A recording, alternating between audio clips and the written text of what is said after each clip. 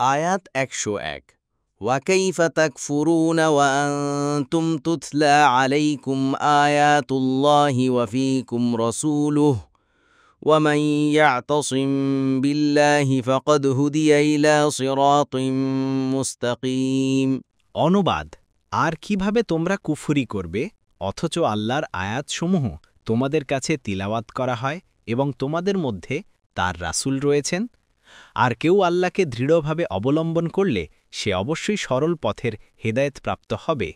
তাফসির 1 নং ফুটনোটের বিবরণ অর্থাৎ তোমাদের দ্বারা কুফরি হওয়া এটা কিভাবে সম্ভব হতে পারে? তোমাদের কাছে তো আল্লাহর আয়াতসমূহ দিনরাত্রি নাজিল হচ্ছেই।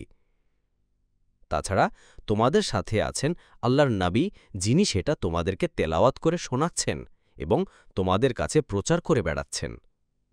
এমত অবস্থায় তোমাদের পক্ষ থেকে কুফরি হওয়া আশ্চর্যজনক নয় কি?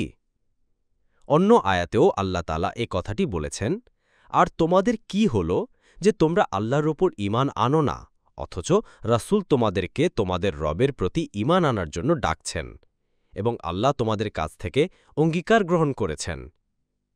সূরা আল হাদিদ আয়াত ৮।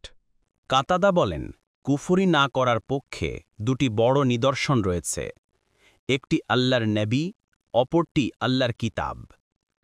তন্মধ্যে আল্লাহর নবী চলে গেছেন, কিন্তু তার কিতাব অবশিষ্ট রয়েছে, যাতে রয়েছে আল্লাহর রহমত ও অনুগ্রহ হিসেবে হালাল হারাম, আনুগত্য ও অবাধ্যতার বিষয়ে যাবতীয় বিধিবিধান।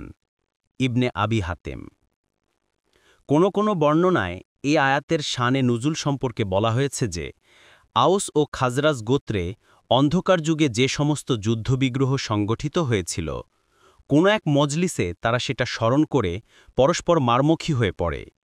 এমতাবস্থায় আল্লাহ তাআলা এ আয়াত নাজিল করেন। আত-তাফসীরুস সাহিহ।